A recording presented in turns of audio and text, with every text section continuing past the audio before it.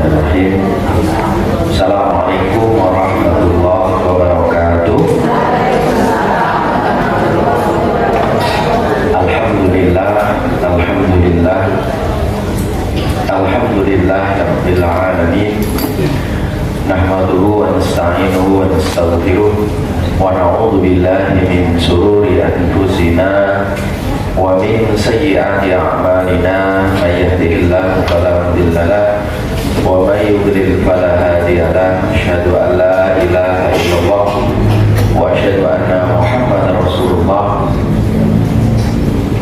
Subhanaka la ilma lana illa ma 'allamtana innaka antal alimul hakim. La ilaha illallah wahdahu la syarika lah, lahul mulku wa lahul hamdu yuhyi wa yumiit wa huwa ala kulli syai'in qadir. Rabbi ishrah li sadri wa yassir li amri wahlul 'uqdatam min lisani yafqahu qawli. Allahumma barik lana fi Rajab wa sya'bana wa balighna Ramadan. Bapak Ibu jamaah yang berbahagia, rahmati Allah Subhanahu wa taala. Mari sebelum kita mulai bersama-sama kita berdoa, kita bermunajat, kita mohon kepada Allah Subhanahu wa taala semoga sore hari ini Allah berkenan membuka pintu pikiran kita, membuka hati kita sehingga apa yang kita pelajari di kesempatan sore hari ini diberikan pemahaman oleh Allah, dan yang kedua kita bisa mempraktekannya, bisa mengamalkannya dalam kehidupan kita. Ridwaillah wa syafaati Rasulillah sallallahu alaihi wasallam wa kulli niyatin sholihah. Al-Fatihah. A'udzu billahi minasyaitonir rajim. Bismillahirrahmanirrahim. Alhamdulillahirabbil alamin. Iyyaka na'budu wa iyyaka nasta'in. Shiratal ladzina an'amta 'alaihim ghairil maghdubi 'alaihim. Alhamdulillah, mari bersama-sama kita panjatkan rasa syukur kita kepada Allah dengan ucapan hamdalah bareng-bareng. Alhamdulillahirabbil alamin, dan bersolawat kepada Rasulullah dengan ucapan Allahumma sholli ala sayyidina Muhammad wa ala ali sayyidina Muhammad.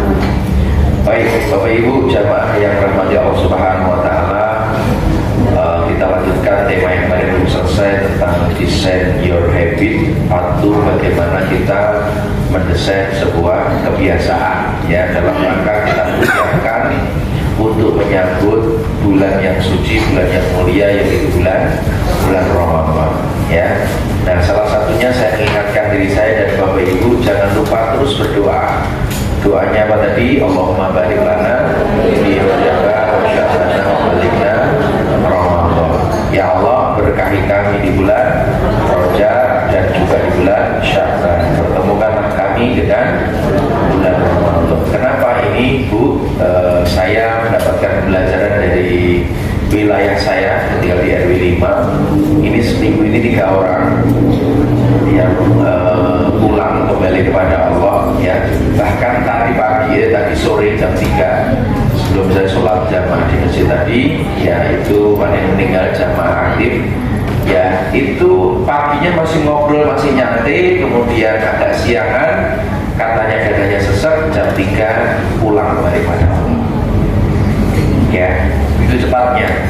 2 hari yang lalu 2 orang, 1 hari 2 orang ya. Artinya apa? Kenapa saya minta kita terus berdoa agar Allah berikan kesempatan kepada kita untuk ketemu bulan Ramadan. Karena bulan yang luar biasa, bulan yang istimewa.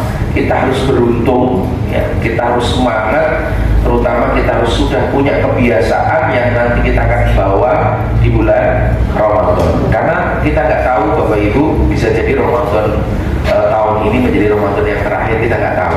Nah, kurang lebih begini ya. Karena kita namanya nyawa, namanya waktu jatah hidup ini kita tidak tahu.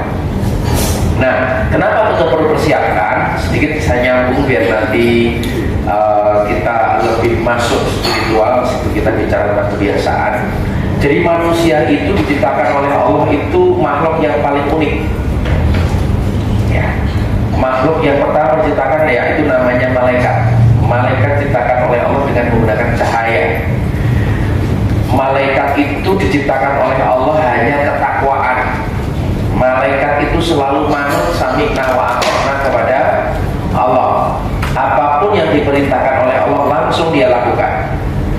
Ya, malaikat yang tugasnya memberikan wahyu, malaikat siapa? Malaikat Jibril. Kalau malaikat Jibril sudah memberikan wahyu, dimintakan untuk datang mendatangi Rasulullah, dia lakukan. Meskipun wahyu ini bagus, apik, malaikat ini nggak mungkin korupsi. Gitu ya, apik sesuai tak kayak enggak. Malaikat Israel juga sama. Ketika sudah waktunya memang harus pulang, cabut nyawanya. Dia nggak pikir-pikir, mentang-mentang Mas Amin ceknya kelak lagi ngomong, jatai mati, posek wae tak tunggoni nek sebar. Enggak. Kalau memang sudah ada waktunya, faida ajaluhum la yastakhirun sa'atau wa la yastaqdimun, maka dia sami'na wa ata'na, saatnya selesai. Ya, makhluk yang kedua namanya hewan. Hewan diciptakan oleh Allah, isinya cuma nafsu. Cuma apa? Nafsu. Yang nafsu nanti masuk setan di nafsu itu. Maka namanya hewan, isinya nafsu, dia nggak punya takwa. Jadi Anda jangan heran nek ono hewan itu kurang ajar, ora usah disengeni. Rasa dipaidu. Ya, ono kucing, kemudian dia buang kotoran di tempat itu, ayam sama dilesi dipel teko. Jadi kan muring-muring ya kan, itu salah. Jadi kan nggak usah memuji malaikat nggak usah dipuji, karena malaikat itu diciptakan oleh Allah hanya takwa, mesti api. Hewan pun sama, hewan itu isinya nafsu, dia tidak punya takwa, maka hewan itu mesti sapenai dewe kanggo sopan santun, dipakani bolak-balik waya digigit wae. Jenengan ureng-ureng model dia jenenge kewan ya ngono kuwi. Gitu ya. Nah, manusia itu unik, kombinasi antara sifat malaikat takwa dan sifat binatang, yaitu nafsu. Kita itu harus tahu, kita itu percampuran antara malaikat dan nafsu, malaikat dan hewan ada pada diri kita. Jadi orang itu kalau dominan takwanya mesti wong apik. Orang itu kalau dominan nafsunya mesti akan kalah. Ya, nah kita punya dua potensi kebaikan dan potensi keburukan. Ini ya, nah ini kenapa nanti kita perlu maintain kebiasaan kita agar kita punya kebiasaan yang dimiliki oleh kebiasaan malaikat. Ya, baik, Bapak Ibu yang dirahmati Allah Subhanahu Wa Taala, kita akan nyambung materi yang kemarin. Saya akan sambungkan sejenak. Kita semuanya pengen hidup kita itu makin baik, makin taat, makin takwa, makin mendekat kepada Allah Subhanahu Wa Taala. Mengapa? Karena ini alur kehidupan kita. Sedikit biar nanti materinya bisa tuntas. Satu, waktu dibagi menjadi tiga, masa lalu, masa kini, dan juga masa depan. Ya, kita hidup di tengah, yaitu namanya masa kini. Masa kini adalah hasil dari apa yang kita lakukan di masa lalu. Keputusan kita di masa lalu akan menghasilkan diri kita saat ini. Ya, 2025, kemarin 2024, 2025 itu kan menjadi masa depan kita, betul? Dan sekarang sudah betul-betul menjadi masa kini kita.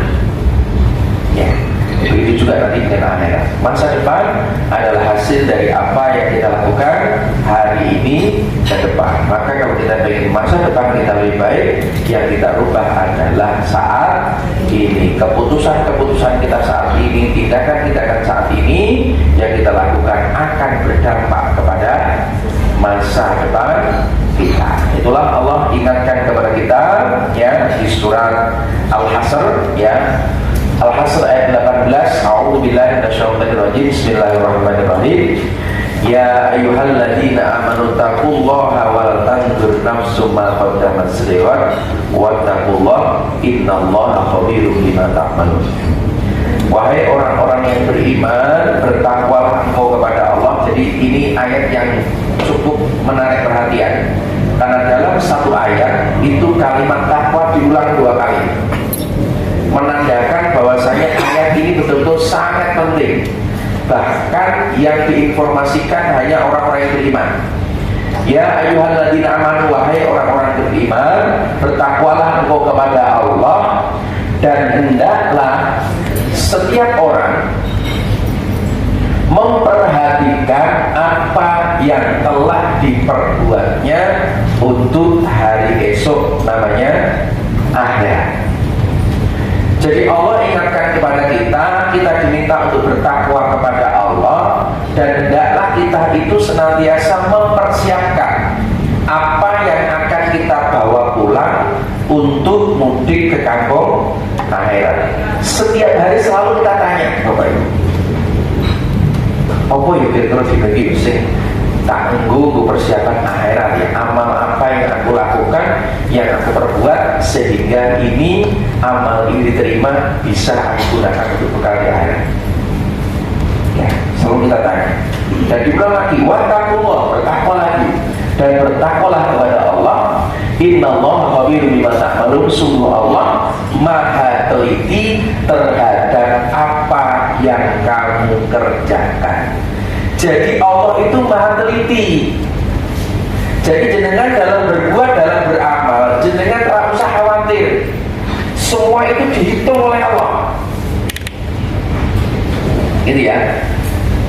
Jadi jenengan jangan berpikir, wah enak ya kita enak ngomong tapi itu mengadu ya, gitu ya.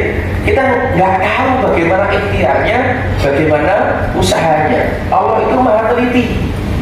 Apa yang kita perbuat, apa yang kita lakukan, itu dihitung oleh Allah dan sedetail mungkin. Karena Allah ini maha teliti, maka untuk persiapan pulang kampung akhirat betul-betul kita persiapkan dengan sebaik-baiknya. Nah, ini menjadi dasar Bapak Ibu, kenapa kebiasaan nanti kita bangun, ya? Kenapa kebiasaan kita perlu desain. Nah, kita perjalanan kita itu jauh.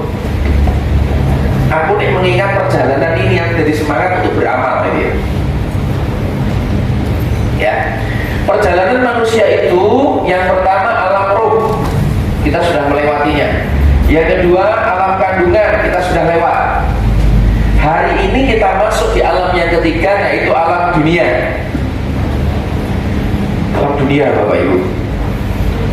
Setelah alam dunia, mungkin orang tua kita, bapak saya, ibu saya, dia sudah duluan masuk di alam kubur. Kita masih di sini. Dia di sini sudah selesai, pindah di alam kubur. Di alam kubur nanti ada nikmat kubur, ada siksa kubur, bergantung amalnya.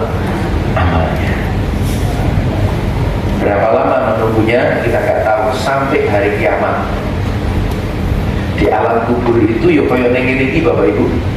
Ada di sebuah alam yang kita tidak tahu, dulu alam kandungan, keluar kita sampai di dunia, jebule ngene iki dunia gitu ya. Kemudian nanti kita masuk ke alam kubur, alam barzah. Alam barzah selesai, tiupan malaikat Israfil, akhirnya terjadi namanya kiamat kubro, kiamat besar. Ya, dan semua orang, semua makhluk yang bernyawa, semuanya mati. Mati kabeh, Bapak Ibu. Selesai tiupan yang kedua, kita dibangunkan kembali oleh Allah. Ya, sehingga masuk yang ketiga, hari kebangkitan. Kita bangkit, Bapak Ibu, dari alam kubur kita masing-masing. Kalau di dalam kitab kita menceritakan, itu seperti tumpul kecambah, gitu ya. Kita keluar dulu dari bumi, gitu ya. Keluar bumi kita digiring, Bapak Ibu, yang nanti muncul namanya syafaat. Sebelum syafaat kita proses perjalanan dikumpulkan jadi satu, yaitu di yaumil mahsyar, tempat yang putih, semua dalam keadaan rata, semua berkumpul dalam keadaan telanjang. Disitulah dia membutuhkan namanya syafaat, membutuhkan namanya pertolongan. Ya, nanti ayo hisab, penyerahan catatan amal, yaumil mizan, timbangan, telaga kausar, kemudian muat siratal mustaqim, yang satu rambut dibelah menjadi 7, jadi jembatan itu cukup panjang, ya, dan kita semua diminta untuk berjalan di atasnya. Ya, Jadi perjalanan kita masih jauh. Karena perjalanan yakin kita masih jauh, kita butuh bekal yang banyak. Gitu ya, butuh bekal yang banyak. Karena kalau kita nggak punya bekal, kita nekat. Seperti orang mudik yang dia pulang dari Jakarta ke Semarang jalan kaki. Kenapa jalan kaki? Karena dia nggak punya bekal. Apa yang naik sepeda motor? Kenapa naik sepeda motor? Ya karena bekalnya sedikit. Betul? Tapi ada yang pulang naik pesawat, jemput pakai mobil yang mewah. Kenapa? Bekalnya enggak. Ya. Maka tugas kita di dunia ini adalah mengumpulkan namanya bekal. Nah, untuk mengumpulkan bekal ini kita butuh strategi, butuh cara. Nah, Allah ingatkan kepada kita, innallaha la yughayyiru ma biqaumin hatta yughayyiru ma bi anfusihim. Sesungguhnya Allah tidak akan merubah keadaan nasib suatu kaum sebelum kaum itu mau merubah apa-apa yang ada pada diri mereka sendiri. Maka kita perlu berubah. Cuma riset menunjukkan bahwasanya 88% orang yang mencoba untuk berubah, 88% gagal, hanya 12% yang berhasil, Bapak Ibu. Mengapa hanya sedikit yang berhasil? Karena mereka hanya didorong oleh sebuah motivasi, hanya didorong oleh sebuah semangat, tapi tidak dibarengi dengan perubahan kebiasaan. Sama, kenapa banyak orang rajin ikut pengajian, rajin ikut workshop, rutin ngaji, Senin mangkat, Rebu ono ngaji, mangkat meneh, Kamis ngaji teko meneh, Bapak Ibu. Bahkan sedino seminggu aktivitasnya ngaji terus, Bapak Ibu.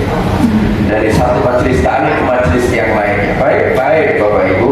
Bagus, pahala.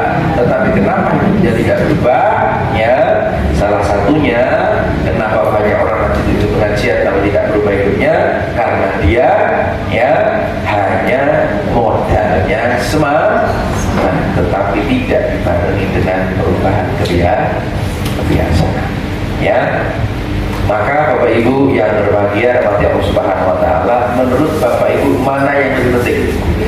Menjaga motivasi atau menjaga kebiasaan? Yang penting menjaga kebiasaan atau menjaga motivasi? Paling penting itu menjaga kebiasaan. Jenengan tak semangat tak apa-apa, tapi sebenarnya jenengan melakoni. Ya. Jenengan mangkat ngaji rak semangat tak apa-apa, tapi sepenting jenengan kok ini. Betul kan? Daripada kakek semangat, ya, tapi ada kebiasaan, ya kan? Akhirnya ono harus sithik udah izin, gitu ya. Karena jujur Bapak Ibu, sing abot itu menjaga kebiasaan. Betul? Saya manusia biasa, kadang perjalanan ke tempat ini katanya aku pilih yang paling adoh Bapak Ibu. Yuk kadang semangat, kadang biasa netral, kadang awake ngeluh silek kepenak, ya kan? Gergis-gergis dan sebagainya, ya kan? Karena sebuah komitmen, ya, semangat tetap mangkat. Kenapa? Sudah menjadi ya. Karena nek jenengan kuwi ngandel semangat, ora semangat lopro. Sholat tahajud semangat ora penting, sementing jenengan nglakoni. Setuju? Sepakat ya? Lakoni wae. Iku sing paling abot. Karena nek ora malesan wis habis enggak usah lah. Ora semangat kok ini. Meskipun dua-duanya penting ya. Tapi dalam hal konteks ini yang terpenting adalah menjaga kebiasaan, istilahnya menjaga keistiqomahan. Istiqomah itu berat, yang paling ringan istirahat. Setuju? Paling enak itu istirahat. Istiqomah itu berat. Gitu ya. Alhamdulillah kita bisa istiqomah. Banyak tuh Bapak Ibu teman-teman saya yang mengadakan pengajian itu ngiri dengan majelis kita. Kenapa? Kita menjalankan biasa ya, tapi mereka memahami itu luar biasa. Jadi luar biasa otak iso menjaga istiqomah lancar. Konco-konco ini lho lagi setahun nih wis balik kanan wis angkat tangan. Bubar meneh. Ya. Alhamdulillah kita bisa menjaga kebiasaan, menjaga keistiqomahan. Nah, oleh sebab itu kenapa untuk menjaga istiqomah adalah menjaga kebiasaan terutama ya, karena 40% tindakan yang kita lakukan dihasilkan oleh namanya kebiasaan positif ya, nah, kita akan nyaman. Kebiasaan negatif juga kita akan nyaman. Bahkan tidak cuma kebiasaan, cara berpikir juga sama. Maka ayo kita tata cara berpikir kita. Hati-hati orang yang biasa ngeluh, ya ngeluh terus di sini. Orang ngeluh Abdul, Bapak Ibu. Ya, banyak saya punya teman Bapak Ibu dagang. Nek rame meneng wae Bapak Ibu, ra pernah cerita Bapak Ibu. Tapi nek sepi, walah ya Allah, rame kok. Sanane wong diceritani kabeh. Nek dagangane lagi sepi, kok nek ono sepi, nek ono sepi, ono sepi. Tapi nek rame meneng wae. Ngono ki ono ning iki. Oh ya kok. Ya, ini hati-hati ya. Semua adalah dari kebiasaan. Nah, awalnya kita yang membentuk kebiasaan, setelah itu kebiasaan yang membentuk diri kita. Maka kabar baiknya kebiasaan ini bisa didesain. Nah, bagaimana untuk mendesain kebiasaan?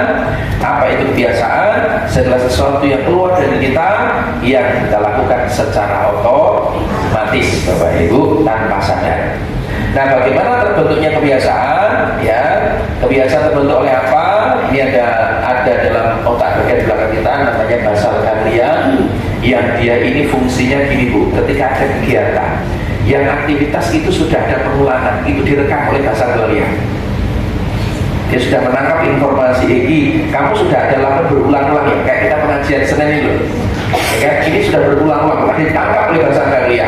Oh, di Senin ono agenda ngaji. Di luar sana mungkin nggak ada Bapak Ibu, jenengan ada.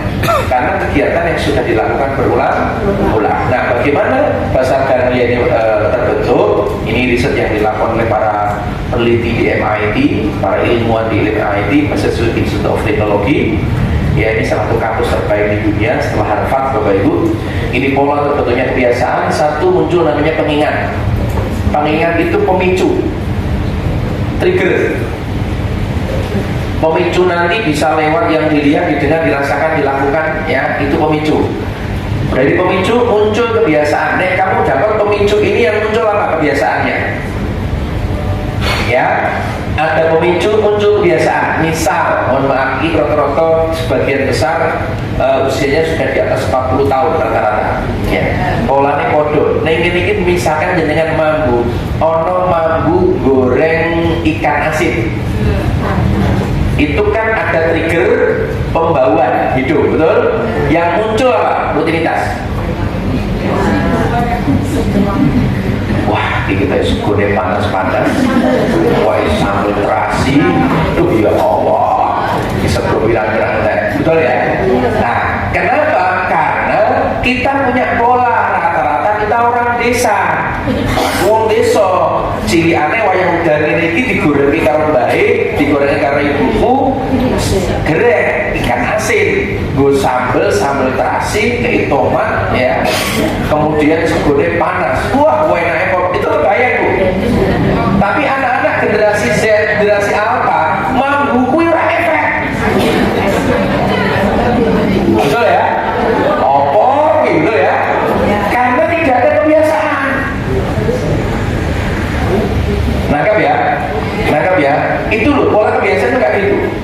Jadi mambu, maksel, wah langsung bayangin. Wah cocok ya gitu ya. Ya. Nah, muncul kebiasaan atau tindakan akan muncul namanya hadiah. Itu manfaat yang Anda peroleh dari kebiasaan itu. Manfaatnya apa? Muncul ketenangan, kebahagiaan, kesenangan, ya, oke, dan sebagainya. Ya, dan misalnya ada orang tulisan dilarang merokok, malah dia pengen rutinitas pengen rokok. Bahan rokok muncul hadiah, wah tenang, damai, enak ya. Nikmatul udud pada dahar, jadi udud ya kan? Itu muncul terus Bapak Ibu. Saya ada rokok, saya tidak tertrigger karena tidak ada kebiasaan. Tapi saya kumpul dengan teman-teman yang dia memang cinta rokok. Dimanapun yang pertama ketika kumpul ngobrol, yang pertama dikeluarkan adalah rokok. Mereka kumpul dong gaya-gaya api-apian rokok. Aku orang mudeng karena tidak ada kebiasaan saya. Ya, ono jarum, ono Marlboro, ono macam-macam itu, Bapak Ibu, ono Sampurna, ono Samsu, macam-macam. Karena aku nggak ada trigger, nggak ada kebiasaan dari rokok, maka saya tidak tertrigger dengan adanya rokok. Nangkap ya? Bagi teman saya itu kebanggaan yang luar biasa. Nek kumpul gowo rokok, tapi beda nek aku malah ora kebanggaan blas. Ini bukan masalah baik buruk ya, tapi inilah proses terbentuknya kebiasaan.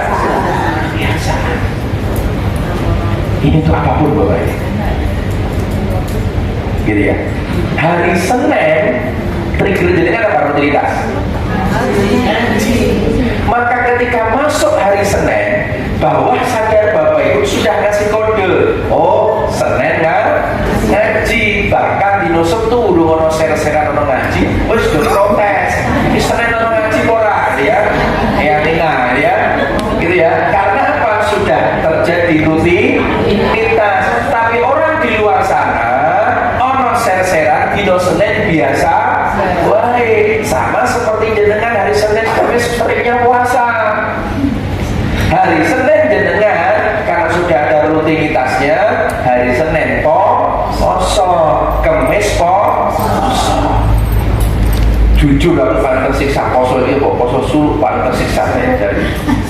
Nah, aku yang makan daging macam-macam. Wah, digale ono acara itu. Wah, enak-enak wae. Ono sate, ono tengkleng. Wah, berat ya, Pak. Karena itu tidak untuk merusak pola gitu ya. Ya, nangkap ya. Nah, Bapak Ibu kehidupan sehari-hari kebiasaan terbentuknya kayak gini. Seperti jenengan nonton HP itu loh. Dia kan tahun itu ya, tahun 90-an nonton HP kan biasa wae loh. Betul ya? Orang menderita, orang pilih janjian yang sering tepat waktu ya kan? Di jam 4 itu sudah kumpul Bapak Ibu. Nah, saya ini sejak ono HP pakaian alasan yang paling viral OTW Bapak Ibu. Ya, paham ya? Ini prosesnya. Jadi nanti yang kita belajar untuk mendesain ini yang kita rekayasa. Ya, baik Bapak Ibu pahami polanya dulu. Jelas ya? Dan maghrib jenengan habis sholat maghrib itu apa rutinitasnya? Bar maghrib itu trigger. Ono sing ngaji, ono sing nonton TV, ya, ono sing macam-macam, terserah. Ya. Nah, bagaimana 3 prinsip terbentuknya kebiasaan? 1, tujuan yang spesifik akan menghantarkan kita menuju kebiasaan yang efektif. Jadi pertama, prinsipnya tujuan yang jelas, tujuan yang spesifik akan membantu kita menuju kebiasaan efektif. Yang kedua, kebiasaan terbentuk karena ya tindakan dan pengulangan. Jadi kebiasaan itu dibentuk karena jenengan melakukan dan diulangi, melakukan, mengulangi. Ya, dan yang ketiga perlu jenengan cermati, perubahan kecil pada diri akan berdampak besar pada kehidupan. Jangan sepelekan kebiasaan yang kecil sederhana. Contoh pipis sambil jongkok, sepele sederhana tapi berdampak besar pada kehidupan kita. Sepele Bapak Ibu. Keluar rumah doa Bismillahirrahmanirrahim la haula wala quwata illa billahil aliyyil azim. Ini kebiasaan sepele sederhana Bapak Ibu, tapi bisa berdampak besar pada kehidupan kita. Allah berikan keselamatan, Allah jaga diri kita. Sepelekan kebiasaan yang kecil. Ini yang positif. Negatif juga sama. Jangan sepelekan kebiasaan kecil ngapusi, berbohong.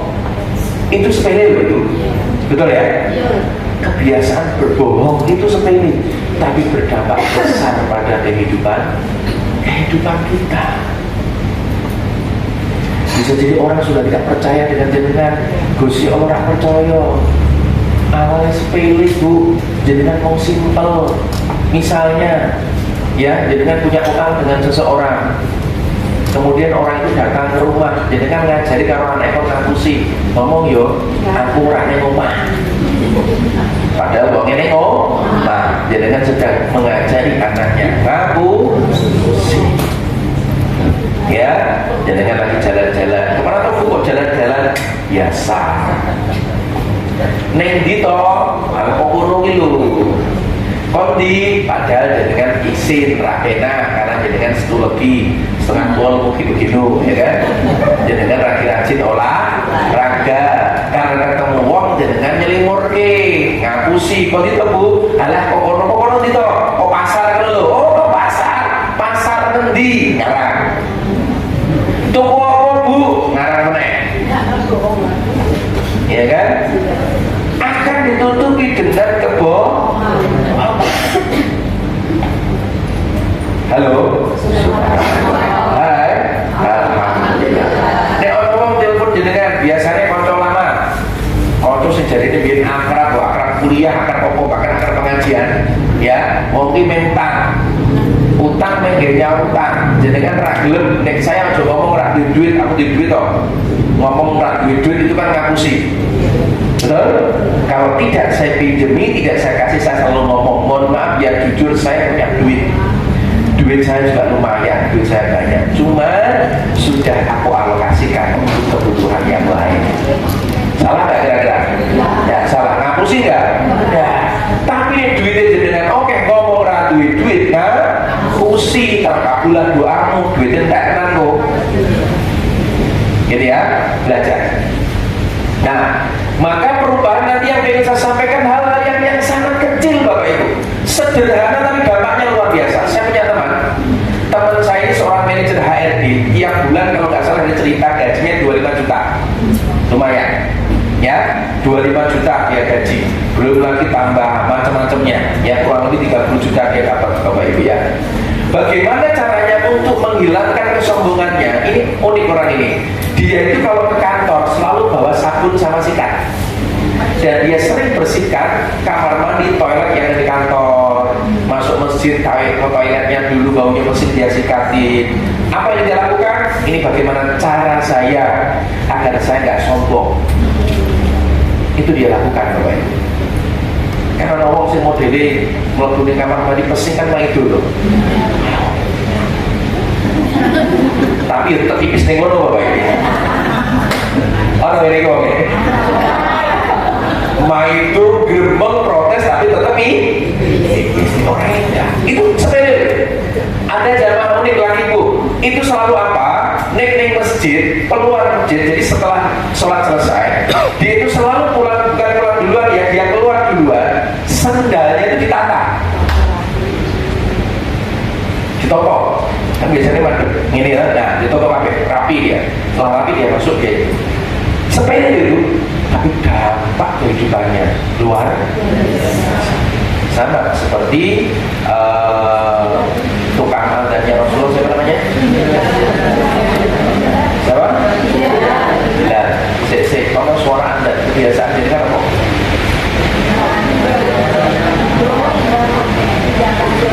Berarti memang kebiasaan toh.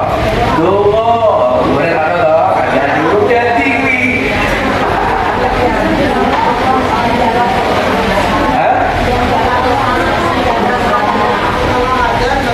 Kok malah ada ini ludah.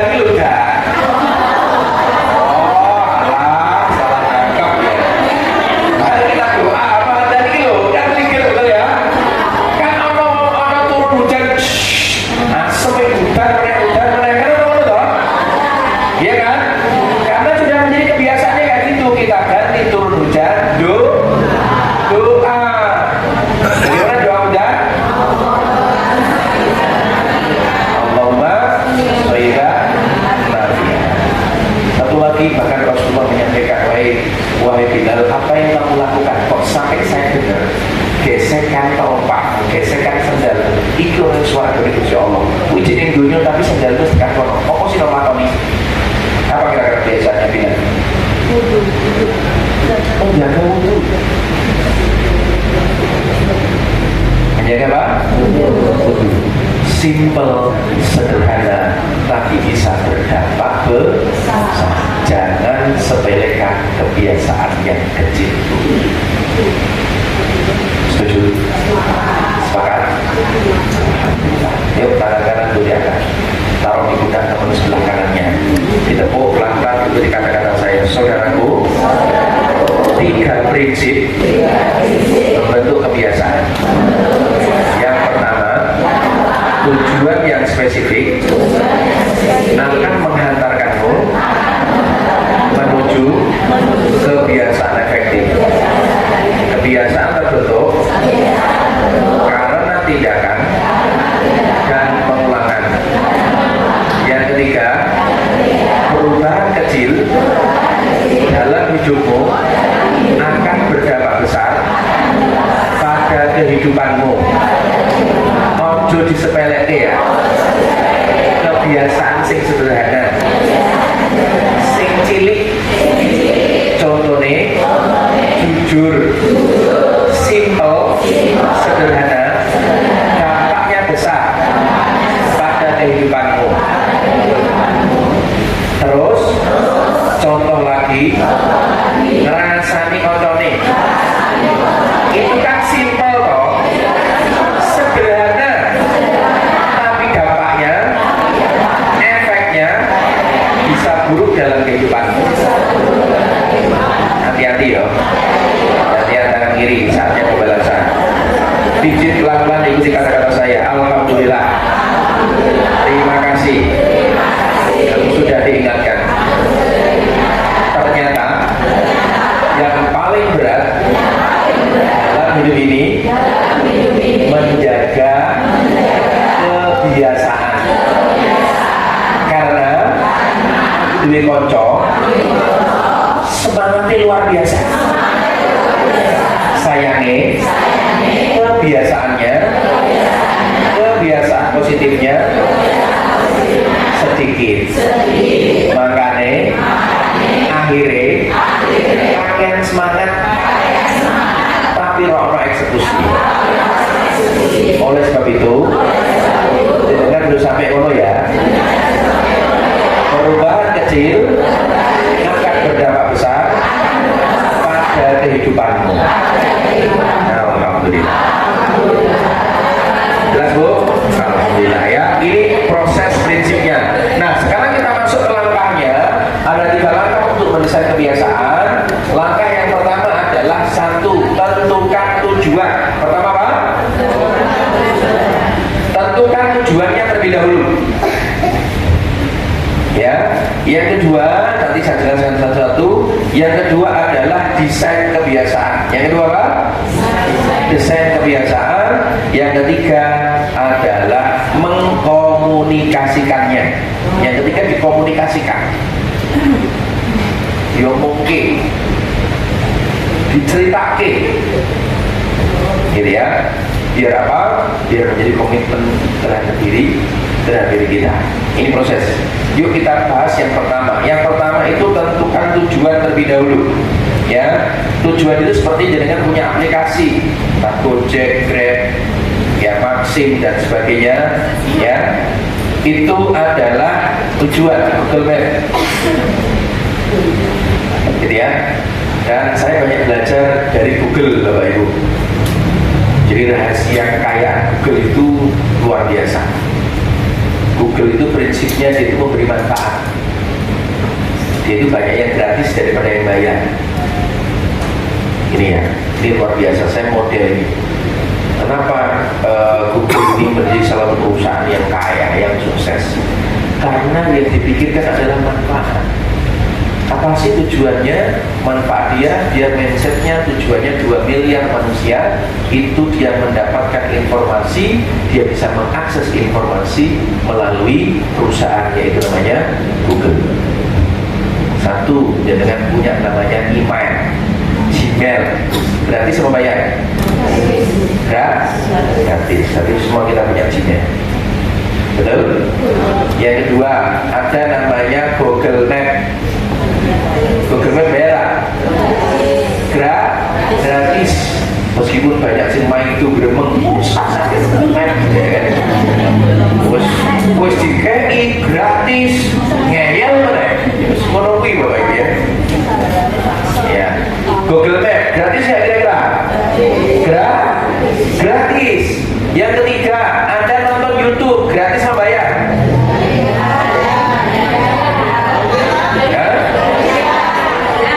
Aku tak takok. Sopo sing ning kene nonton YouTube bayar oleh anggaran.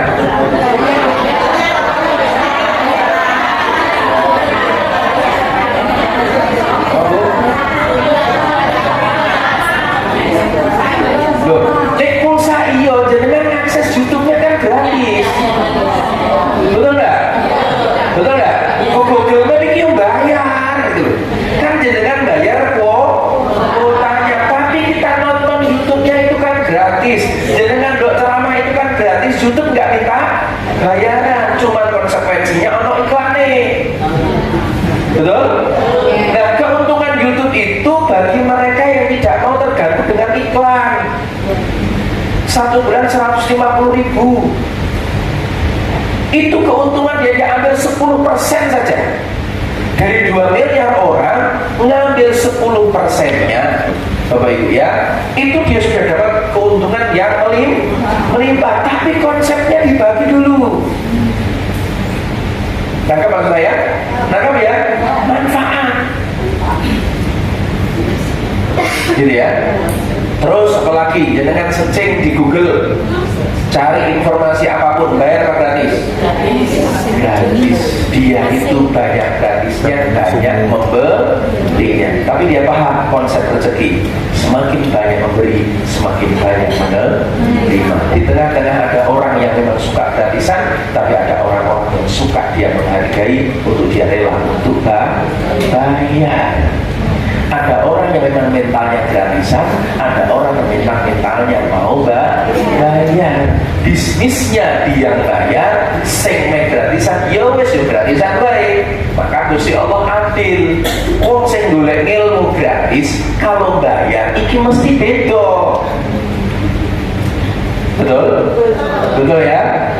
Maka Bapak Ibu mohon maaf, orang ikut acara saya yang gratis dan yang bayar materinya podo, tapi tingkat keberhasilannya, tingkat eksekusinya akan berbeda. Paham ya? Itu konsep dulu, wah luar biasa. Bahkan aku usaha itu dulu mengatakan, melu pelatihan, melu saya bayar. Loh Pak, gratis kalau bayar kan ilmunya podo. Iya, tapi Gusti Allah penghargaan kepadamu akan berbeda, semangatmu akan berbeda. Karena nek kowe ikut ngomong gratis tok ono udan sithik izin. Orang pati semangat mengeksekusi, bukan masalah gratis bayarnya, tapi effort usahanya, rela berkorbannya berbeda. Setuju? Maka nyuwun sewu sing dengan level ngaji ini ora apa-apa. Tapi kalau jenengan pengen naik kelas, yuk kita ngaji ke Jakarta. Bayar Pak? Iya. Ya, kalau saya pulang dari Jakarta dari ngaji itu saya mendapatkan mendapatkan ilmu yang luar biasa. Kenapa aku tenanan ekonomi makan pakai pot ninggih paling ngarep Bapak Ibu? Karena saya sadar aku tekan kene itu perjuangannya luar biasa. Tekan Tanjung Burung itu perjuangannya luar biasa. Meninggalkan keluarga, harta, waktu, semuanya. Allah kasih pemahaman kepada saya itu beda Bapak Ibu. Yang kadang pemahaman dari mursyid itu tak sampaikan itu waktu angel gitu. Karena ini sentuhannya beda. Itu maksud saya Bapak Ibu. Jadi jangan bandingkan sering bayar pasti beda. Gusti Allah ki adil itu loh. Sing ikhtiar tenanan, usaha tenanan, sing asal pasti beda. Setuju? Guru mentor saya luwih ekstrim meneh Bapak Ibu. Ya, ekstrimnya ini nih Bapak Ibu. Itulah dengan kesini juga harus modal, keluar duit. Apa itu? Sodako. Kue nonton bioskop belum ya? Tak ada duit, bener pura. Nonton konser belum ya pura, bayar. Lagi kita ketemu Gusti Allah kok pengen ini gratisan. Ketemu Gusti Allah bayar. Apa yang kita lakukan? Infak, sedekah, itu bayar. Silakan Anda dengan buka. Ya, pengantarnya sebelum masuk surat apa namanya? Allahul la ilaha ayat kursi. Ya, ayat kursi pengantarnya. Ya ayyuhalladzina amanu anfiqu mimma razaqnakum min qabli ayati yaumul ya dan sebagainya. Ya, itu diminta untuk infak dulu. Ketika kita infak keluar harta, karena harta itu yang paling berat yang kamu cintai, Bapak Ibu, baru nanti kita dibukakan oleh kerajaan oleh Allah. Allahu la ilaha illa wal hayyul qayyum. Maksud itu perlu harta. Guru kita itu muda punya materi sebesar ini, itu dengan harta semua. Apa yang dia keluarkan? Pengobatan, orang datang gratis, dikai duit, itu keluar semua. Dan itu dihargai oleh Allah. Setuju Bapak Ibu? Semua itu buat dari pengorbanan kita itu seberapa? Kita butuh pengorbanan. Terus poso ragil kan, sholat tahajud males, Senin Kemis yo akeh ijine, sholat duha yo akeh praine, njaluk akeh. Mana orang apa? Ragil tirakat, njaluk berkah.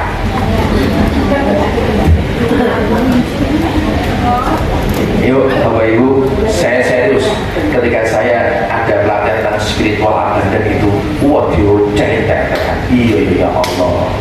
Sama saya ketemu dengan UMKM, pengen omsetnya miliaran, ikut pelatihannya saya gratis. Ketemu tuh kok ngendi? Jaga sembuh naik ojek nggak nyambung. Pengen omsetnya miliaran, pelatihan 500.000 larang, lebih terus piye? Iya tak? Enak nyambung Bapak Ibu. Umroh gratis memang, saya bayar apa nih? Transporting, nginep mana nih? Semua gue ini dengan jalur gratis, gue mau buka atau sengaja aku, ya Allah, sengaja.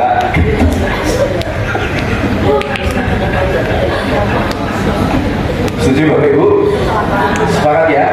Saya agak pesimis, saya ngajak panjenengan ngaji di Jakarta WAL, kemudian umroh bareng-bareng, wah kita itu bukan realistis gitu. Ya Gusti Allah pendidikan itu tidak realistis, Pak ini jamaahmu, jamaah makan di Jakarta, kalau ngatur sewu, lematur sewu, molas lalu sama ini jauh umroh, berat. Insya Allah saya mau umroh, insya Allah kalau Allah nanti setelah pulang dari ibadah haji selesai, kemudian saya dengan teman-teman mau berangkat umroh. Ya belum tahu nanti bulan apa ya. Saya pengen sama ngajak istri dan keluarga bisa, nanti tergantung dari apa. Ya saya jadi kesadaran ini Bapak Ibu. Ya, wah dia pengen gratis. Coba jenengan nyuwun sewu, jenengan belajar dengan YouTube, perubahan hidupannya apa? Berapa yang efek? Kakek nasihat, overload nih Bapak Ibu. Betul nggak? Betul nggak? Nggak nyental, nggak ada tendangannya. Karena jenengan nggak berkorban. Omongannya nonton YouTube kalau turu.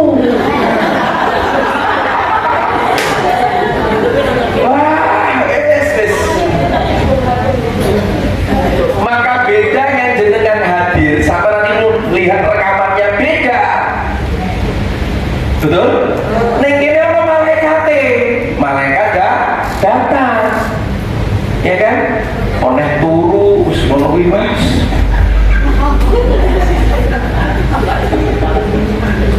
Setuju Bapak Ibu? Sepakat ya? Wah, aku jujur tersinggung bahwa saya tersinggung benar. Ya Allah, awake dhewe iki ikhtiare ora gedhe, pengorbanane ora gedhe, jalukane gede. Iku seperti mancing umpan iku cacing berharap entuk ikan hiu.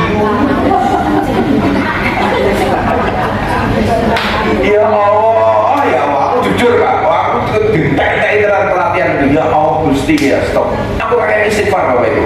Astagfirullahaladzim. Ya Allah kok pelit ya. Sampai jalan. Harta yang Anda keluarkan itu rezeki untuk orang lain. Memang Anda keluarkan, tapi itu rezeki untuk orang lain.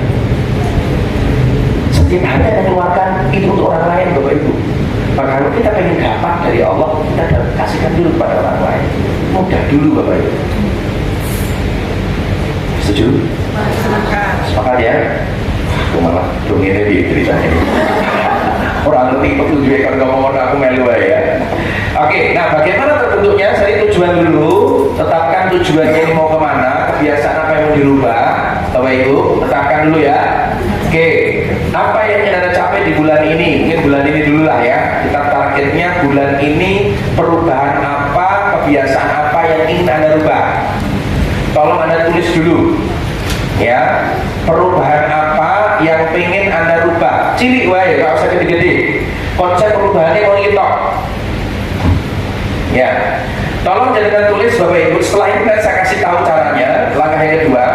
Jadi perubahan mulai dari konsep 1% dari tidak ada menjadi ada. Ini sering saya ulang-ulang. Jadi repetition, pengulangan adalah ibu dari tindakan, itu adalah pengulangan.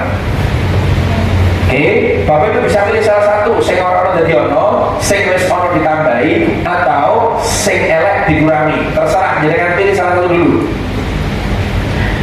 Pilih salah satu kebiasaan yang pengen Anda rubah, pengen Anda tambahi, atau pengen Anda munculkan. Ya, tentukan dulu satu, ambil satu apa? Ya, ritual harian lah. Mungkin baca Qurannya, ya, mungkin istighfarnya, mungkin sholawatnya, mungkin sedekahnya, ya, atau mungkin ucapan terima kasih, minta maaf, apapun itu pokoknya jangan tulis sisi baik. Coba saya ya, ambil satu biar nanti pulang acaranya ada perubahan. Sudah ya, jadi tentukan dulu konsepnya apa yang ingin Anda rubah. Jelas? Paham Bapak Ibu? Paham ya? Oke, saya kasih contoh. Yang sudah siapa? Yang sudah menulis kebiasaan dirubah. Apa Bu? Kira-kira Bu? Jaringan Bu? Belum? Ada yang sudah? Apa? Menginginkan? Khusyuk sholat. Oke, Bu, apa Bu? Tambah istighfar. Oke, boleh. Yang lain, Bu? Puasa Senin Kamis istiqomah. Gimana Bu? Perbanyak sedekah. Boleh. Yang lain? Oke ya, tentukan punya dulu ya. Karena ini kalau jenengan nomor satu ini kita nggak punya, maka nanti nomor dua kesulitan. Ya, jadi pertama tentukan dulu apa yang mau kita rubah. Setelah jenengan tahu tentang apa yang dirubah, Bapak Ibu, kalau positif, ya ini ada negatif. Positif atau negatif? Contoh ya. Oke, sudah ya. Tentukan dulu. Kayak tadi gimmick-gimmicknya, ini yang penting. Yang kedua adalah yang terpenting kita desain kebiasaan. Materi ini kita desain. Bagaimana mendesain kebiasaan? Kita kembali ke teori dari MIT tadi. Ya, jadi proses terjadi kebiasaan, satu ada isyarat, ada tanda, muncul rutinitas, akan muncul namanya hadiah, kesenangan. Kemudian nanti akan ngidam itu nagih. Semakin nagih, semakin muter meneh. Semakin ada isyarat, nagihnya semakin kuat. Ya, ini proses terbentuknya kebiasaan. Nah, dari sinilah yang perlu kita rekayasa. Untuk mendesain kita perlu rekayasa. Yang pertama adalah satu, kita merekayasa tanda. Merekayasa apa? Tandanya kita rekayasa. Bagaimana merekayasa tanda? Jadi gini, proses merekayasa tanda, kalau Bapak Ibu kebiasaan negatif yang mau kita hilangkan, yang warna merah ini, maka perlu pertama kita kenali dulu. Kita kenali kebiasaan negatif itu. Cara untuk merekayasa tanda adalah persulit tandanya. Sebisa mungkin tanda ini jauh, bahkan tanda ini hilang. Trigger pemicunya kita jauhkan, syukur-syukur kita hilangkan. Kalau jenengan pengen menciptakan kebiasaan baru atau menambahi kebiasaan yang sudah ada, yang positif pastinya, maka ciptakan tandanya. Ciptakan apa? Tandanya. Artinya permudah tandanya itu terlihat. Permudah tandanya itu nampak. Semakin besar, semakin jelas tandanya, semakin mudah kita untuk berubah. Halo? Subhanallah. Hai. Alhamdulillah. Jalan dulu ya, tak jelaskan. Nah, contoh Bapak Ibu. Bapak Ibu tahu barang ini? Biasanya di Indomaret, Alfamaret, betul ya? Di orang-orang ya. Itu selalu ditaruh di depan kasir. Betul? Tujuannya apa? Ben ono bapak ibune nggawa anak-anak nek melu tenan kasir delok iki minta kagak minta sebune larang rolas saya udah salah isine mung dakotan tok cilik banget ya coklatnya ra jelas kok wis iki wae musuh ibu-ibu betul ya? Betul ya? Itu strategi yang dilakukan oleh Alfamaret Indomaret untuk apa? Memperjelas tanda. Dia tahu iki nek didokok ning rak barengan iki lak dilirik. Betul? Sengaja bentuknya dibuat menarik kayak dok ini mau dok kurang ajar tadi ya. Betul ya? Nek dulu lagi lak di SCC kan bongok-bongok nangis bulu-bulu betul ya? Akhirnya bapak ibu kok rak penak malu akhirnya kewoke. Nah, ini namanya untuk terjadi perubahan. Anak ini beli, maka tandanya diperjelas. Terus satu lagi yang kedua, di Indomaret Alfamaret rokok selalu di belakang kasir. Kenapa? Karena nek sing teko bapak-bapak sekalian rokoknya Pak, sekalian delok ibu. Betul lah? Tandanya jelas. Nggak usah muter. Jadi sing rokok tinggal sekalian. Pada kalau mancone karo sekalian rokok. Betul ya? Itu adalah tanda bagaimana dia membuat kebiasaan yang baru dilakukan. Jelas Bapak Ibu? Paham? Nah, saya punya kebiasaan pengen menghatamkan Al-Quran lewat sholat. Apa yang saya lakukan? Ini sudah jalan, sudah mau dapat 2 juz ini ya. Saya membuat ada jamaah yang dia tukang, tak suruh membuat rekal besar, menjadikan rumah itu menjadikan tahu. Ada satu orang yang gede ya, rekal besar gede dari kayu, tak aku yang mesennya sing apik ya. Oke, si terbone kilo tolong atau seket kalau nggak salah. Tapi ini dengan saya ini yang lain dari yang lain. Wapi kayu nih wapi, ono ukirannya macam-macam. Kenapa? Betul gede jelas. Terus nekono tak kayak Quran gede, tak bawa dengar. Jadi saya menciptakan kebiasaan, terutama kalau sholat sunnah. Karena kalau sholat wajib itu sunnah muakkadnya utamanya adalah di masjid. Itu biasanya tak pakai sholat tahajud, sholat duha. Itu tak buka lembar, ya tak kasih tanda. Oh, jadi 1 rakaat setengah lembar, 1 rakaat setengah lembar. Jadi 2 rakaat saya dapat 1 lembar bolak-balik. Ya, tak lihat, moco 1 lembar selesai. Oh, di rakaat berikutnya untuk setengah lembar 1 lembar. Itu trigger di depan mata, itu men-trigger, memicu gede dengar. Saya semangat untuk mengeksekusi. Karena nangkap maksudnya ya? Nangkap? Jadi setiap sholat, terutama sholat sunnah, kalau nggak ada buru-buru, tenang, saya selalu pakai itu dan nyaman, enaknya luar biasa Bapak Ibu menghatamkan Al-Quran lewat sholat. Nek aku nunggu hafal Al-Quran kapan? Betul? Dari situ pun terjadi yang Masya Allah. Nikmat. Tanda ini jelas. Seperti ini jangan pengen olahraga nomor 1 siap gesek tuku sepatu senyapek sepatu second bolong-bolong ya malas Bapak Ibu. Jadi gelera kuat Bapak Ibu ya.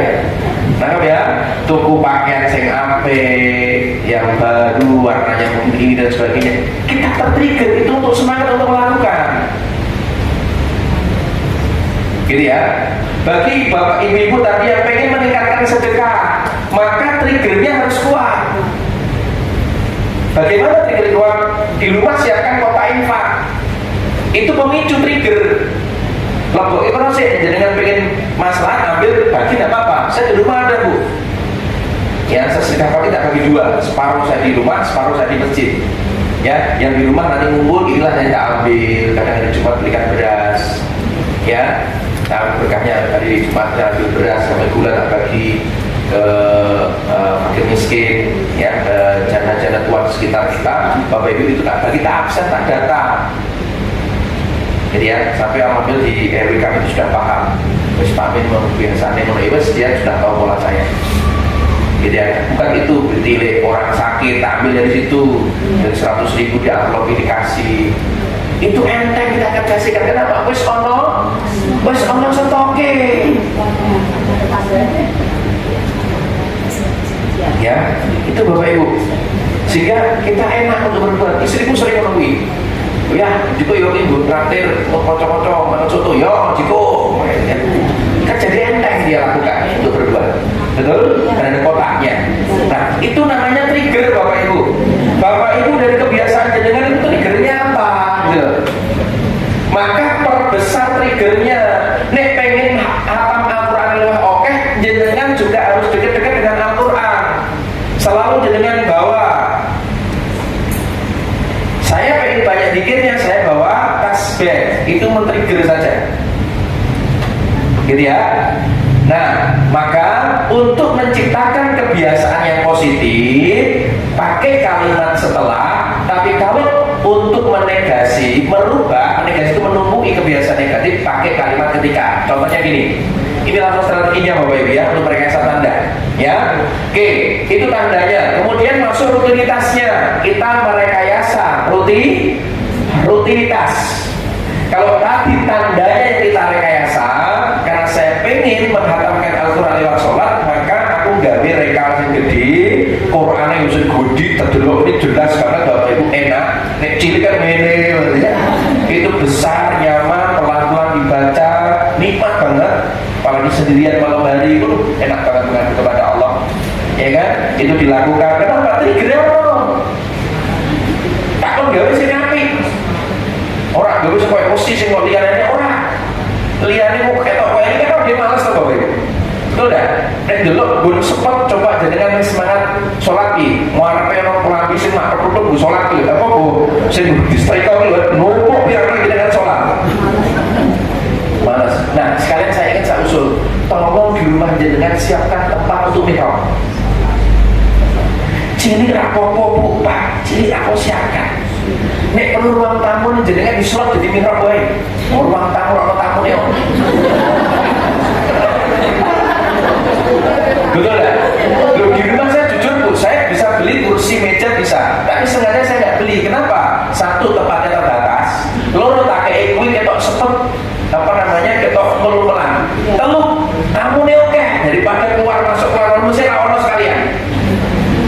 Saya hanya pakai karpet Bapak Ibu. Kenapa? Longgar.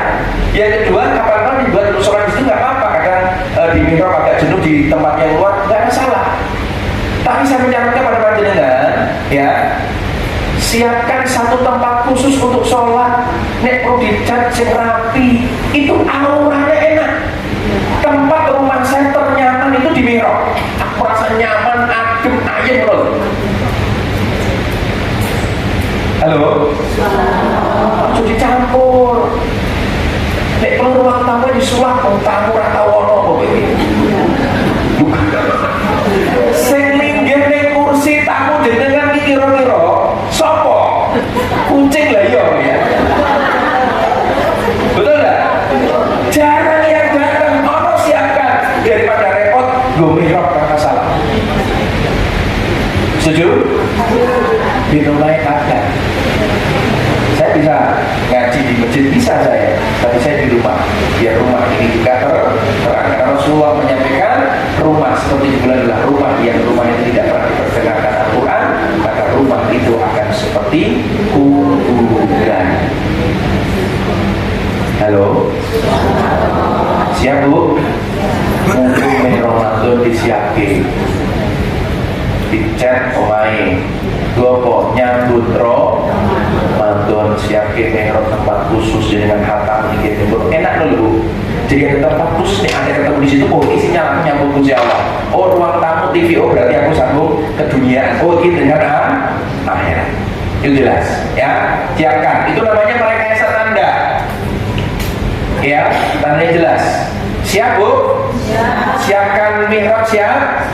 Siap ya. Ini serius saya sampaikan Bapak Ibu. Sekecil apapun rumah kita, rumah itu bagus kalau kita siapkan mihrab. Jadi dengan rekayasa monggo. Di isok-isok ke di ono-ono ke piye carane ono wis ngono wae. Siap ya? Kalau enggak iman-iman Bu, ini tempat kita untuk menghadap kepada Allah. Ya.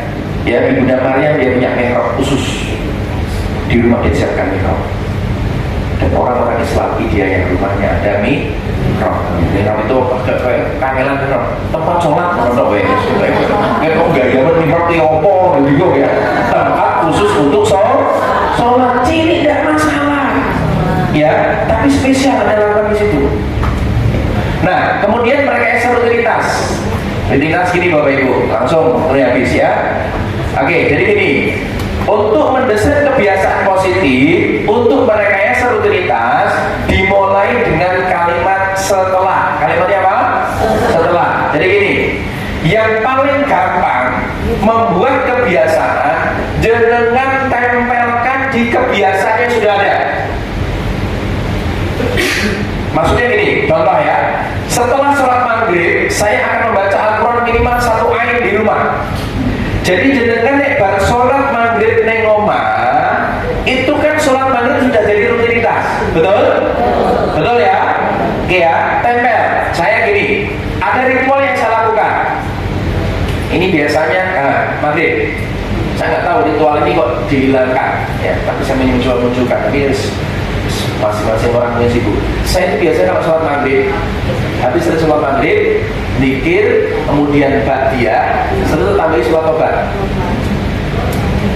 Daripada saya sholat tobat nanti meh turu, membuat mengawali kebiasaan yang baru itu berat. Paling gampang tempelkan di kebiasaan sudah ada. Nangkep maksudnya? Nangkep ya? Ditempelnya wae. Sing wis ono. Habis sholat subuh, jamaah di masjid kalau ke sholat subuh bawa duit, ya, masukin kotak subuh. Kemudian setelah zikir bareng-bareng di jamaah, kami modelnya adalah zikir bareng-bareng. Setelah itu saya nggak lupa, saya tulis istighfar biasanya minimal 3 kali. Kemudian lakoja agung biasanya 11 kali, ya. Kemudian istighfar 100 kali, sholawat 100 kali. Itu minimal. Lalu setelah itu saya doa, saya pulang. Pulang sampai rumah, buka Al-Quran minimal 1 juz. Jadi ditempelin dari kebiasaan yang sudah ada. Nangkap ya? Paham Bapak Ibu? Yang jenengan tulis tadi, tolong Anda lakukan ditempelke sini sono. Yang itu sudah menjadi rutinitas jenengan. Nek berdiri sendiri bisa, cuman akan kesulitan. Butuh effort yang besar. Ini strateginya. Makanya setelah, ya, setelah sholat isya saya baca buku minimal 1 tema di rumah, bisa. Apalagi setelah sholat subuh saya akan melanjutkan dengan sedekah pagi minimal 10.000 di kota amal rumah atau masjid misalnya. Ya, ini jadi rutinitas. Jadi ditempelkan di kebiasaan yang rutin jadi lakukan.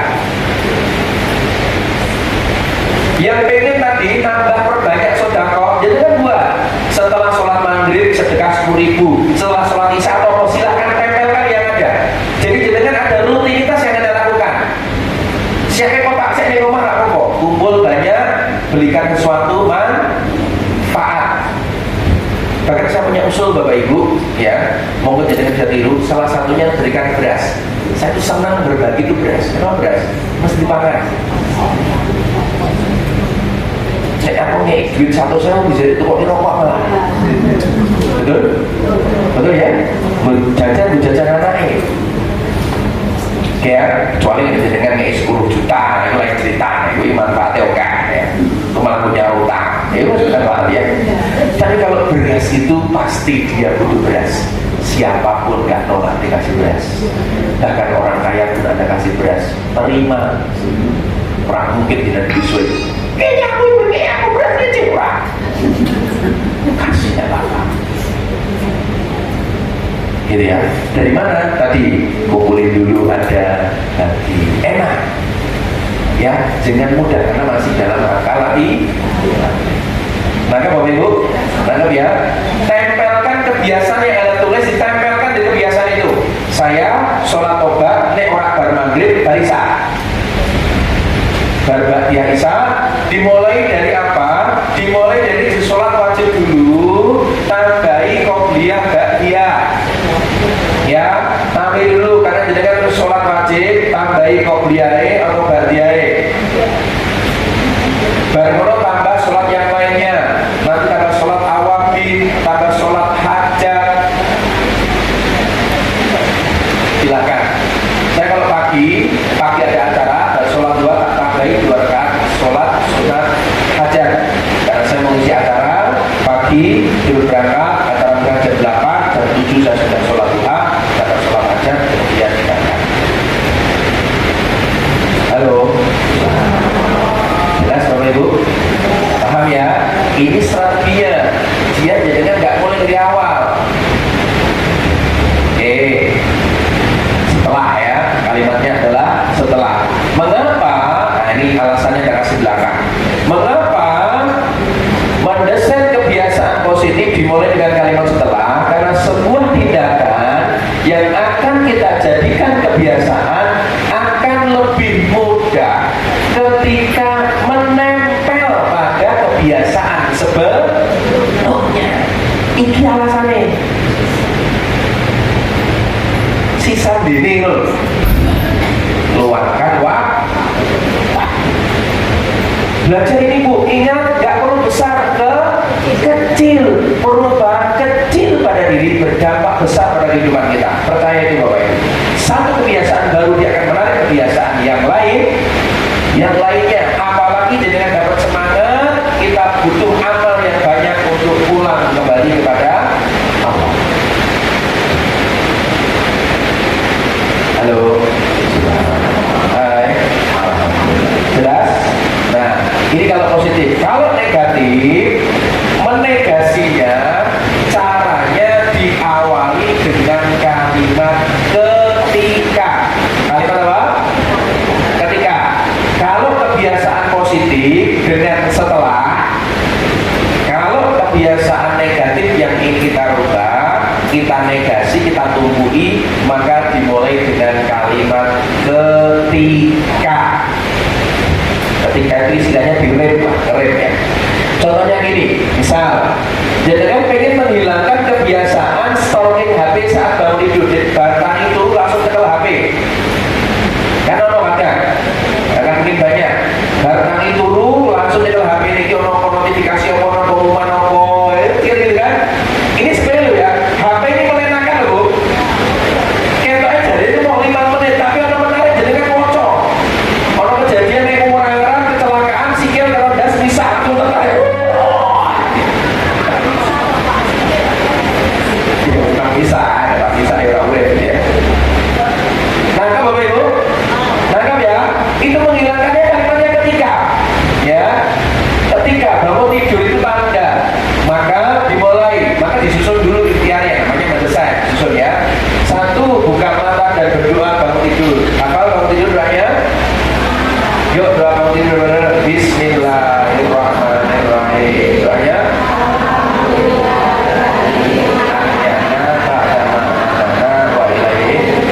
Artinya alhamdulillah kok ya Allah gitu. Wah kita diapal ya. Doa bangun tidur arti alhamdulillahilladzi ahyana. Artinya apa? Alhamdulillah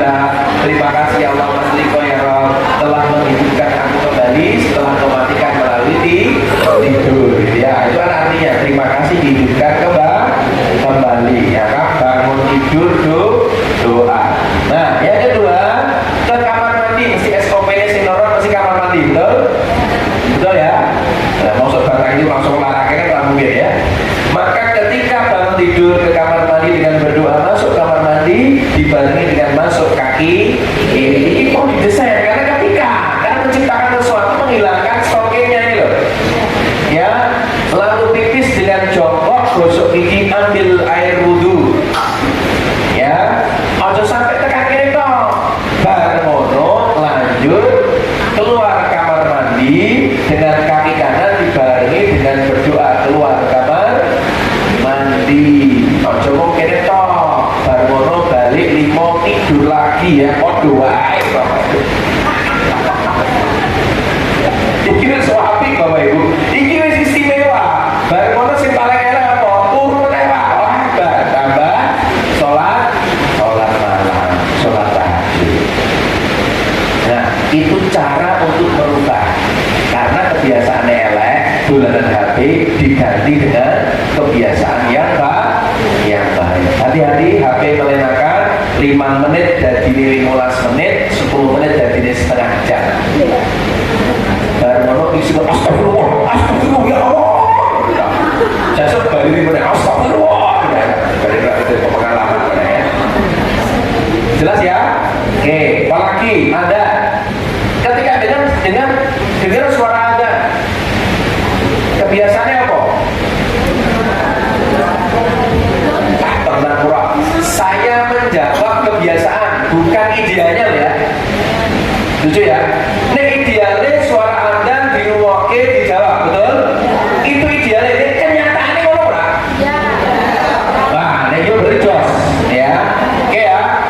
Apa yang mau kita rubah? Misalnya Anda ingin menghilangkan kebiasaan menunda waktu sholat, itu loh intinya. Karena suara Anda itu tanda. Betul ya? Memang jenengan jawab tapi baru kurang main sholat lah. Orang usia nanggung. Kira enak banget sih kok. Nanggung dulu Bapak Ibu. Ya, maka daripada kita menunda ketika dengar suara Anda, dengarkan suara Anda sambil jawab Anda sampai Anda selesai. Bahkan suara Anda kita diam, kita dengarkan, kita nikmati, pelan-pelan kita jawab suara Anda itu. Ya, yang kedua membaca doa setelah Anda. Ya, yang ketiga ambil air wudhu. Ya, yang keempat ini contoh ya, jadi bisa kembangkan sholat qobliyah, sunnah qobliyah dan laksanakan sholat wajib. Jadi ketika dengar suara Anda, rutinitas ini yang Anda lakukan, bukan ala gosip, nanggung, besok mulai nanggung begitu ya.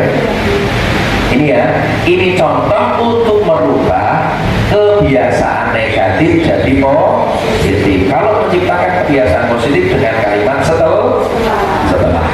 Paham ya? Nah, keterangannya kenapa tadi sama Bapak Ibu ya? Setelah nanti ya, ketika ini untuk yang negatif. Jadi kita dengan kesadaran kita sedang membuat menegasi, menumbuhi kebiasaan yang negatif menjadi positif. Nah, kemudian setelah itu Bapak Ibu maka perlu latihan. Yuk, tolong Bapak Ibu kita berlatih. Tolong jenengan tulis. Masih ada waktu 5 menit. Kebiasaan yang jenengan tulis tadi itu apakah positif apa negatif? Kalau positif berarti jenengan tempel di kebiasaan yang sudah ada. Negatif ketika ya, tolong jenengan susun. Misalnya tadi ada yang mengatakan perbanyak istighfar. Ya, tempel jenengan di mana tempelnya? Mau nempel di habis sholat zuhur, sholat asar, sholat maghrib, sholat isya, sholat subuh. Tempel yang sudah ada, enak. Nah, terus banyak itu kan kualitatif, tidak bisa diukur, maka buat kuantitatif. Jumlahnya berapa? Banyak itu berapa? Oh, selama ini saya 100, berarti satu hari 200. Itu nanti tambah. Itu namanya banyak, lebih banyak. Sedekah juga sama. Aku pengen memperbanyak sedekah. Iya, berapa nominalnya? Atau jangan pakai persenan lebih keren. Mau berapa persen? 5%, 10%?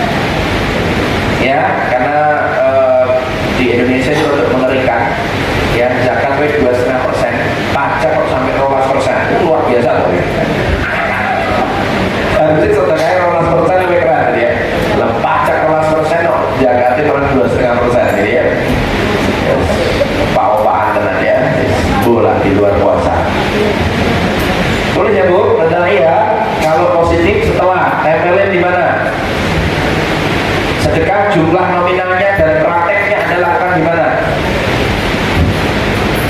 Gitu ya, biar bisa diukur. Oke, silakan Bapak Ibu ditulis. Jadi membuat kebiasaan baik dimulai dengan kalimat setelah ditempel dari tulisan yang ada. Kalau negatif, mengatasi kebiasaan buruk dimulai dengan kalimat ketika. Misalnya dengan ingin menghilangkan kebiasaan rumping grebengi koncone. Nah, dibuat susun saat ketemu ke teman saya, ketika saya berkumpul dengan teman, kan ketika, betul? Ya. Oke, tambah apa yang dilakukan? Mungkin pas koncone ngomong segera jenah, ngomong ngerasani wong, tak alihkan ke yang lain. Gitu ya, dialihkan ceritanya diganti dulu. Coba lo,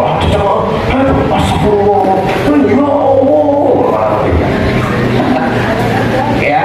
Nah, kemudian enrollmentnya perjalanannya 66 hari kata Robin Sharma, dan pakai di mana tidak apa-apa. 20 hari pertama adalah perusakan, 22 adalah penyesuaian, 22 yang ketiga adalah masa penerapan. Nah, yang ketiga Bapak Ibu nanti sampai dibuat namanya checklist.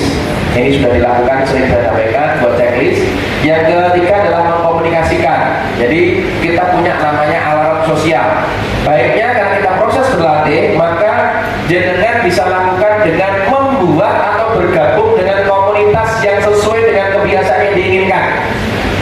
Jenengan pengen punya kebiasaan apa? Ya, misalkan one day one juice, one week one juice, terserah. Ya, jenengan kumpul. Misalnya saya pengen cepat lulus nih S2, I2-nya sudah daftar untuk proposal ujian selesai, nanti insya Allah tak kerja Februari kuat, bisa kurang ya.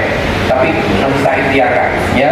Kalau nanti Mei, maka kumpul dengan orang-orang yang sama-sama kuliah. Jadi kontrolnya oke, ya. Nah, jenengan buat atau bergabung, iso digawe, iso digabung, ya. Sama ya. Caranya ojo oke. Jangan apa? Jangan banyak-banyak, karena kakek malah tak jadi. Wong telu, wong lima, wong pitu aja maksimal. Ya, maka cari 3, 5 atau 7 teman yang bisa Anda ajak untuk komitmen maju bersama dengan satu kebiasaan. Terlalu banyak gak efektif Bapak Ibu, malah menguras emosi Anda. Ya, oke, sini baik 3 orang, 5 orang, tapi konsisten saya ingatkan keren. Misalnya sholat malam bangun tahajud, ya. Nek perlu telu wae, teleponan. Jam telu sing tani sapa telepon. Jadi orang 100 kan ya mumet to, telepone piye. Ya, WA mesti diwaca. Ya, ini yang pertama. Jadi, yang kedua, sampaikan komitmen perubahan kebiasaan kepada pasangan hidup atau sahabat dekat. Perlu dikomunikasikan, diomongkan. Biar pasangan itu tahu. Terus apa yang istri saya? Aku sedang puasa, ninggalin yang bernyawa. Nah, sampaikan. Aku pengen punya kebiasaan ini. Sampaikan. Biar apa? Menyemangati. Loro sing ngeleke ora praktek dieleke. Oh, jadi ini apa? Jadi ini poso, ninggalin bernyawa, sate dipangan. Ngono lho ya. Jadi itu kocok. Nangkap ya? Ini 2. Jadi membuat atau bergabung dengan komunitas yang sudah ada. Usul saya dibuat, nggak perlu banyak. Nek perlu jadikan tahajud bareng-bareng itu 3, 5 orang lah, nggak usah banyak-banyak. Ya, nah ini resikonya. Yang merusak komitmen yang dibuat, satu, keakraban. Semakin akrab, semakin banyak terjadi pemakluman. Ya, yang kedua adalah banyak orang kakek wong.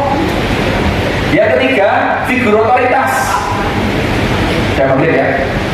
Jadi apa? Figur otoritas. Figur otoritas bahaya. Kalau figur otoritas jadi terjadi pengampunan dan serapopor salah. Kalau rapopor itu rusak apa itu?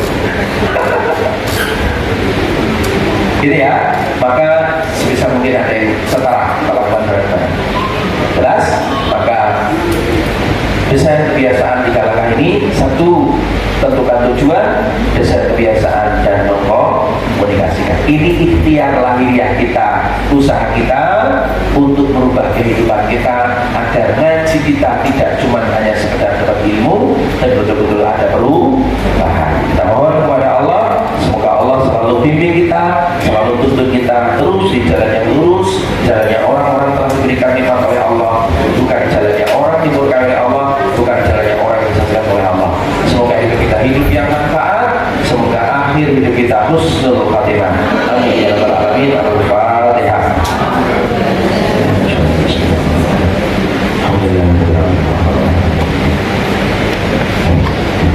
Iyyaka na'budu wa iyyaka nasta'in ihdinas siratal mustaqim siratal ladzina an'amta 'alaihim ghairil maghdubi 'alaihim waladdallin. Mari kita istighfar kali astagfirullah wa astagfirullah. Alhamdulillah alhamdulillah. Rabbul majlis subhanallah wa bihamdihi asyhadu an la ilaha illa anta astaghfiruka wa atubu ilaik. Bismillahirrahmanirrahim. Allahumma lakassalatu wa bika amantu wa ala